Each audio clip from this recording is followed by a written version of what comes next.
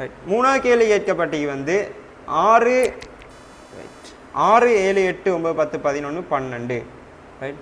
6 7 8 அதே மாதிரி 9 10 11 12 எனும் இலக்கங்களுக்குரிய களவீச்சுன்னு தர சொல்லி இதில் களவீச்சை எப்படி எழுதலும்?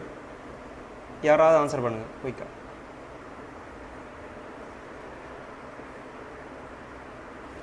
ஆறு 7 8 9 10 11 12 களவீச்சு. இது கொஞ்சம் டிஃப்ரெண்ட்டாக இருக்கும் ரைட். ஒரு ஆன்சர் வந்து B12 B12 எஸ் பார்க்க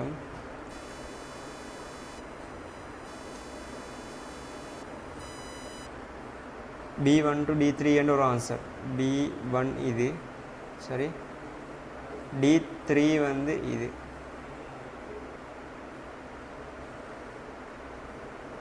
ரைட். அது இல்லையா B2 D3 ரைட் பார்க்கலாம். B2 D3 இது ஒரு ஆன்சர். இன்னும் கொண்டு வந்தீங்க B3 D3 சரி. ரெண்டு ஆன்சர் வந்து B3 D3 அண்டு ரைட். இதே தான் சேம். நோ B3 D3 இது ஒரு ஆன்சர். அப்போ ரெண்டு ஆன்சரும் வந்து பிழை. ரெண்டு ஆன்சரும் பிழை. எனக்கு வந்து வேணும் 6 7 8 9 10 11 12 ரைட். 6 7 8 9 8 அது மாதிரி இங்கே 9 10 11 12 இது அவ்வளோடைய வேணும் தானே. இது எனக்கு வந்து ஒரே அடிக்கு ஹோல் செலக்ட் பண்ண ஏலா. நல்லா கவனிக்கணும். எனக்கு வந்து ஒண்டோ ரைட் நான் இங்கிருந்து சரி இங்கிருந்து இங்கே வர எனக்கு செலக்ட் பண்ணலாம் சரி. ஒரே இதில் களவீச்சு B2 D3ன்னு சொல்லி அப்போ இந்த 9 மிஸ் ஆகும். இந்த 9 வந்து மிஸ் ஆகும். இதை வந்து நான் தனியாக செலக்ட் பண்ண வேண்டியிருக்கும். இல்லாட்டி இன்னும் ஒரு வழிக்கு எங்களை செலக்ட் பண்ண சரி. இந்த லைனை ஃபுல்லாக ஒரு களவீச்சில் செலக்ட் பண்ணலும் அதே மாதிரி ரெண்டாவது லைன் இங்கே வர இன்னும் ஒரு களவீச்சில் செலக்ட் சரி. அப்போ ரெண்டு ஆப்ஷன் காணப்படு. இப்போ நான் ரெண்டு முதலாவது மெத்தட் வந்து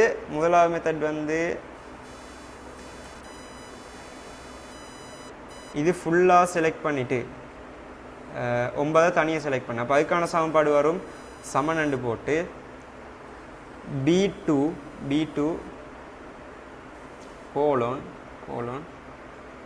D3ன்னு சொல்லி வரும்.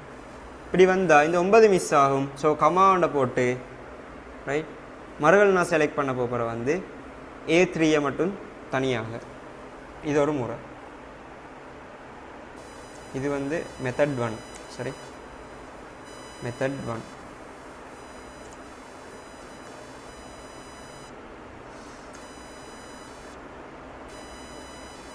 அதே மாதிரி மெத்தட் 2 எப்படின்னு சொன்னால் அடுத்த ஃபார்முலா எப்படி வருமாண்டா சமன் முதலாவது லைன் அப்படியே செலக்ட் பண்ணுற B2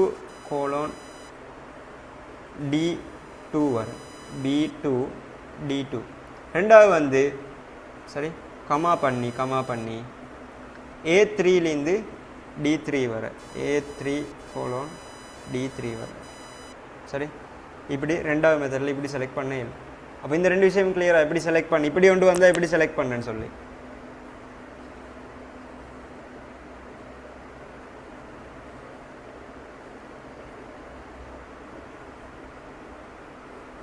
ஓ சார் ஒத்தரு கிளியர்.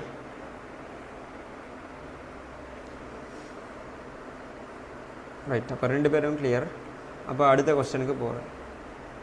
இப்போ இது மாதிரி வேறொரு கொஸ்டின் வந்தாலும் ரைட் 3 உடச்சி வந்தாலும் சரி 3 உடச்சி கொடுக்க வேண்டியிருந்தாலும் கமா பண்ணி கொடுக்கலாம் சரி. பிழை இல்லை. மூணாவது வந்து A1 முதல் A4 வரையிலான பெருமானங்களின் கூட்டுத்தொகையினை A5ல் பெற்றுக்கொள்வதற்கான களமுகவரியினை பெற்றுக்கொள்ள களமுகவரியினை மட்டும் பயன்படுத்துக. A5 எடுத்து பார்ப்போம். A5 இங்கே சரி. இதுதான் A5ல் காணணும் வந்து A1 to A4 வரையான வரையானதில் வந்து கூட்டுத்தொகையை காணத்துக்கான பெற்றுக்கொள்ள களமுகவரியை மட்டும் பயன்படுத்துன்னு சொல்லிக்கு நான் நினைக்கிறேன். சார்ஃபை பயன்படுத்திய சொல்லியிருக்கோம் ரைட். கள முகவரின்னு சொன்னால் கள முகவரி என்றா வந்து செல் நேம் தானே. எஸ் எஸ், கள முகவரியே பயன்படுத்த செல்லிக்கன்னு சொன்னால் ரைட். எங்களுக்கு இப்படி கூட்டம் மேலும் தானே. உதாரணத்துக்கு எடுத்துக்கொண்டு சொன்னால் இங்கே தரப்பட்டிக்கு விஷயங்கள் வந்து 1 5 9 13 தானே. அப்போ எனக்கு சமனண்டு போட்டு ரைட், A5 களத்துக்கு வந்து சமனண்டு போட்டு 1 சக ரைட் 5 அதே மாதிரி 9 + 13 இப்படி கூட்டம் மேலுமே. இப்படி கூட்டினாலும் ஆன்சர் வரும். ஆனால் கள முகவரியை பயன்படுத்தி கூட்ட சொன்னால் நான் எப்படி கூட்டணும்? ரைட், சார்ஃபோட கூட்டுன்னு சொன்னால் சமன் அடித்து சம்மை போட்டு ப்ரெக்கெட் ஓப்பன் ரைட், A1 முதல் A4 வரைன்னு போட்டு ப்ரெக்கெட் க்ளோஸ் பண்ணி என்டர் பண்ணால் ஆன்சர் வந்து. இல்லை நான் மேல் நீக்கிற மாதிரி செஞ்சேன்னு சொன்னால் என்ன நடக்குமாண்டா, நான் உதாரணத்துக்கு இந்த 5 6 மாற்றினா என்ன மொத்தத்தில் மாற்றம் ஏற்பட மாட்டாது. சரி, அப்போ இதை கால்குலேட் பண்ணதுக்கான மெத்தட் இது. இன்னும் ஒரு மெத்தடிக்கு இதை செய்கிறதுக்காக யாரும் செல்லலும் சார்ஃபை பயன்படுத்தாமல் செய்கிறேன்னு சொன்னால் கள முகவரியை பயன்படுத்தி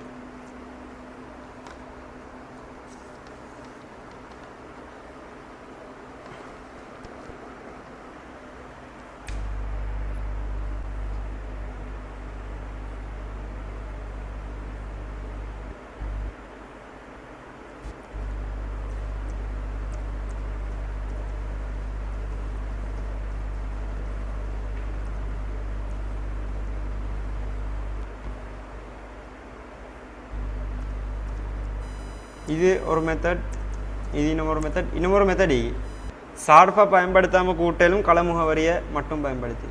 ரைட், நான் சொல்கிறேன். ரைட், ஈக்குவல் சம்மண்டு போட்டு ரைட், சம்மண்டு போட்டோ போடாமையோ சரி, A1 சக ரைட் A2 A3 A4 இப்படி உண்டு எழுத ஏழு.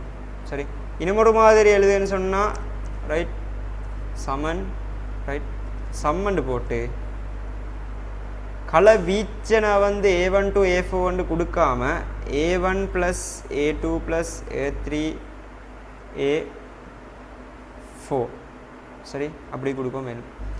இல்லை சம்மண்டு போட்டு நான் இப்படி கொடுக்குறத இன்னமொரு வேலை செய்யலும். சரி, இன்னமொரு வேலை செய்யலும்.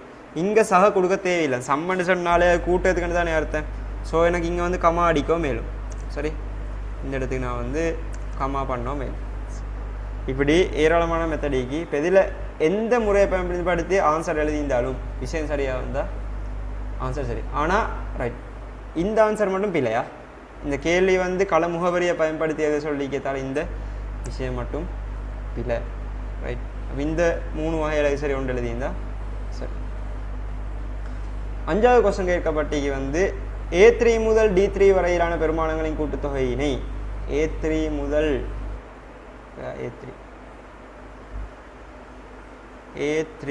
D3 எஸ் இதுவரையான கூட்டுத்தொகையை வந்து E3 களத்தினில் பெற்றுக்கொள்ள பொருத்தமான சூத்திரத்தினை சார்ஃபினை பயன்படுத்தி எழுது. ரைட், E3யில் நாங்கள் பெற்றுக்கொள்ளணும்டா சார்ஃபை பயன்படுத்தி ஒரு சூத்திரம் எழுத சொல்லிக்கு குயிக்காக ஆன்சர் பண்ணுங்க யாராவது.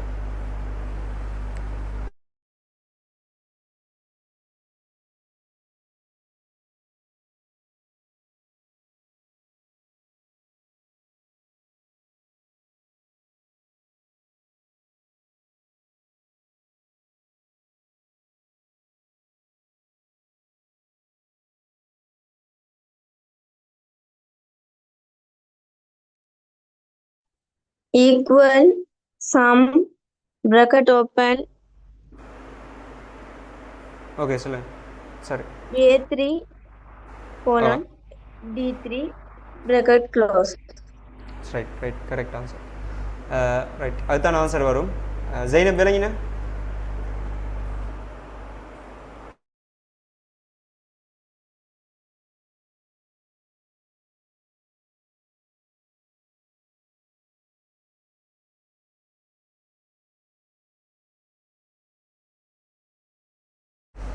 ரைட். ஓகே, அப்போ விளங்கிக்குது. அடுத்து வந்து E3யில் உள்ள சூத்திரத்தினை E4க்கு பிரதி செய்யும் முறை.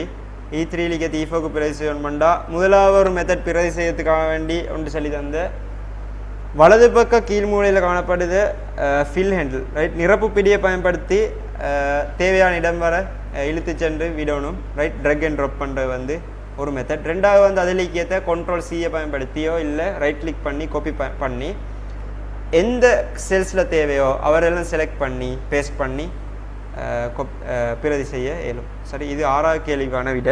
7வது வந்து E5 களத்துக்கு A1 முதல் D4 வரையில் சராசரி பெருமானத்தை பெற்றுக்கொள்வதற்கு அவசியமான சூத்திரத்தினை சார்ஃப் ஒன்றினை பயன்படுத்திய சொல்லி E5 களத்துக்கு ரைட். E5 களம் எங்க?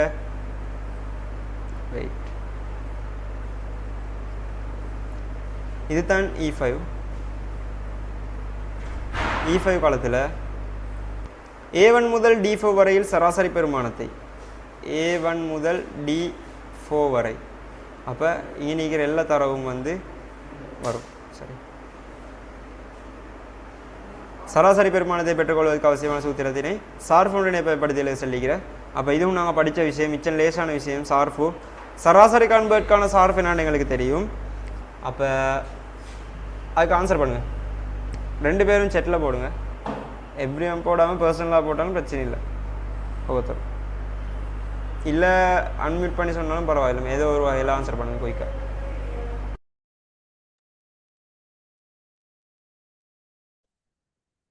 Equal average bracket open A1 colon D4 bracket close.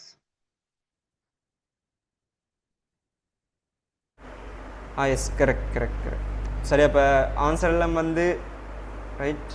இந்த கொஸ்டினுக்கான ஆன்சர் எல்லாம் செல்லப்பட்டி. அடுத்து வந்து ஒரு செயற்பாடு காணப்படுக. அப்போ கிளாஸ் முடியத்தோடு இந்த செயற்பாட்டை வந்து நீங்கள் செஞ்சு எனக்கு ஆன்சர்ஸை கட்டாயம் அனுப்புங்க. சரி, இந்த பாடம் நான் முழுக்க கிளியர்னு நினைக்கிறேன். ஏதாவது டவுட் இருக்குதா? இந்த யூனிட் முடியுதுன்றே தலை.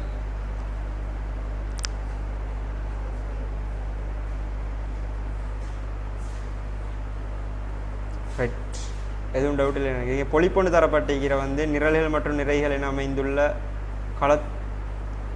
இல்லை ரைட் களத்தொகுதி மூலம் பணித்தாள் ஒர்க் ஷீட். ரைட், ஒரு ஒர்க் ஷீட்டை பொறுத்த வரைக்கும் வந்து இங்கே நிரல்கள் மற்றும் நிறைகளை கொண்டிருக்கும். ரைட், இதுதான் ஒரு ஒர்க் ஷீட் பணித்தாள்னு சொல்லப்படுது. பணித்தாளின் நிரல்கள் ஆங்கில பேர். எஸ், நிரல்கள் வந்து ஆங்கில பேர் எழுத்தாலே எழுத்து தொகுதி மூலமாக காணப்படும். நிறைகள் வந்து இலக்கத்தால் குறிக்கப்பட்டிருக்கும். Right, points. முதல் நிரல்களின் எழுத்துக்களையும் அடுத்த நிறைகளின் இலக்கங்களையும் உட்புகுத்தி களத்துக்கான பெயர். களத்துக்கான பெயர் ஒன்று சொன்னால் வந்து அது முதலில் வந்து நிரல்களின் எழுத்து, அடுத்து வந்து நிறைகளின் இலக்கம். சரி, இப்படித்தான் ஒரு களத்திட பெயர் காணப்படும். உள்ளடக்கம் வந்து முகப்பு அடையாளம். ரைட், லேபல், அதே மாதிரி பெரும்பாலும் வெல்யூஸ் அல்லது சூத்திரங்கள் போன்றவற்றை ஏதாவது ஒன்று. அப்போ ஒரு களத்தை பொறுத்த வரைக்கும் இங்கே உள்ளுக்கு லேபல் ஒன்றிக்கும், இல்லை வெல்யூஸ் காணப்படும், இல்லை ஃபார்முலா காணப்படும். இப்போ லேபல் அண்டா என்ன, வெல்யூ அண்டா என்ன, ஃபார்முலா என்னான்னு நான் ஒன்று தனித்தனியாக முடிஞ்ச கிளாஸில் விளங்கப்படுத்திக்கிறப்ப டவுட் இருந்தால் ரெக்கார்டிங் பார்த்துக்கொள்ள இயலும். அடுத்து சூத்திரம் ஒன்று நாங்கள் சமன் அடையாளத்தை ஆரம்பமாக கொண்டு தான் அமையும். சமன் இல்லாமல் ஆரம்பித்தா வந்து ஒரு சூத்திரமாக வந்து கருத்தில் கொள்ளப்பட மாட்டாது. அடுத்து வந்து கணித செய்கைகளுக்கு வந்து ஆப்பரேட்டர்ஸ் முன்னுரிமை ஒழுங்கு உள்ளதுன்னு படித்த பொட்மாஸ் ஓர்டர் மாதிரி தான் எங்களோட இந்த ஓர்டரும். சரி, முதலாவது வந்து பிரக்கெட்டை நாங்கள் செய்யணும். ரெண்டாவது வந்து நாங்கள் கணக்கில் பொறுத்தவரைக்கும் ஆஃப் இன்னன்னு சொல்கிறேன். அப்போ இங்கே வந்து வலுவை ரைட், ரெண்டாவது வந்து வலு செயற்படுத்தப்பட வேணும்.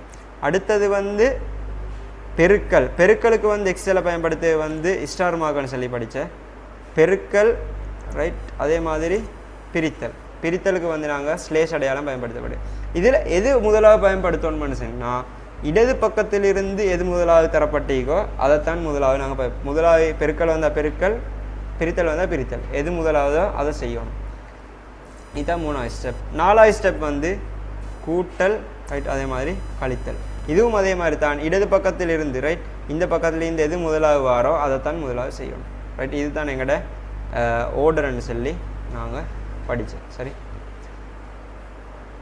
அதே மாதிரி ரைட் சூத்திரங்கள் எழுத களமுகவரி இயக்கக்குறி மற்றும் சார்ஃபு என்பன பயன்படுத்தப்படும்.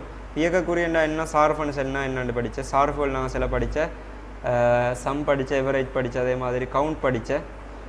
எக்ஸ்ட்ரா நான் கவுண்டான்னு சொல்லி ஒரு விஷயம் சொல்லி தந்தேன். அதே மாதிரி இன்னும் 2-3 விஷயம் படித்தேன்னு நினைக்கிறேன். சரி, அடுத்த சூத்திரம் ஒன்றின இலகுவாக பிரிசைக்கு வந்து நாங்கள் ஃபில் ஹேண்டில் பயன்படுத்தேன். ஃபில் ஹேண்டில்ண்டா என்னென்னு தெரியும். களத்திட வந்து வலது பக்க கீழ் மூலையில் காணப்பட்ட அந்த சதுர வடிவ குறியீடு. அதை பயன்படுத்தி நாங்கள் வந்து கிளிக் பண்ணி ட்ரக் அண்ட் ட்ராப் பண்ணுவதை விட வந்து பிரதி செய்து கொள்ள இயலும். அடுத்து வந்து சார்பு கள உள்ளீட்டினை ரைட் ரிலேட்டிவ் செல் டிஃபரன்ஸ் முற்றுரு செய்வது ரைட். முற்றுரு களங்கள் பற்றி 4 விஷயங்கள் படித்த சார்பான களங்கள் என்ன முற்றுரு களங்கள் ரைட். நிரல் முற்றுரு களம் என்றா என்ன நிறை முற்றுரு களம் என்ன நிறை மற்றும் நிரல் முற்றுரு களம் என்னாண்டு படித்தேன். அப்போ அதை நான் வந்து ஒரு கிளாஸில் விளங்கலைன்னு சொல்லி இன்னொரு கிளாஸ்லேயும் விளங்கப்படுத்தினேன். சரி, அதுவும் டவுட்டுன்னு சொன்னால் என்கிட்ட வாட்ஸ்அப் கூட கேட்கலாம், இல்லை எகெயின் வந்து ரெக்கார்டிங்ஸை பார்த்துக்கொள்ளலாம். அடுத்து வந்து தரவுகளை புள்ளி விவர அடிப்படை விளக்குவதை விட வரைஃபுகளூடாக விளக்குவது இலகுவன்னு படித்த எப்படி நாங்கள் ஒரு வரைஃபு வந்து இன்செர்ட் பண்ணுற ரைட். அதுக்கான ஸ்டெப்ஸ் வந்து புக்கில் தரப்பட்டிக்கு நாங்கள் அதை எக்ஸ்பிளைன் பண்ணினேன். அப்போ அந்த ஸ்டெப்ஸை வந்து கட்டாயம் நீங்கள் பார்த்துக்கணும். அப்போ நாங்கள் இது அவ்வளோத்தையும் நாங்கள் படிச்சுக்கிறோம். இதுக்கு மேலே என்ன டவுட் இருந்தால் கேட்கலாம். சரி, இது சம்பந்தமான பாஸ் பேப்பர் கொஸ்டின்ஸை வந்து கட்டாயம் செஞ்சு அனுப்புவேன். அப்போ அன்றைக்கு நான் டேட் ரேஞ்ச் ஒன்று தான் இதுக்குள்ளே இந்த பயிற்சி செஞ்சு அனுப்ப நம்ம சொல்லியிருந்தேன்.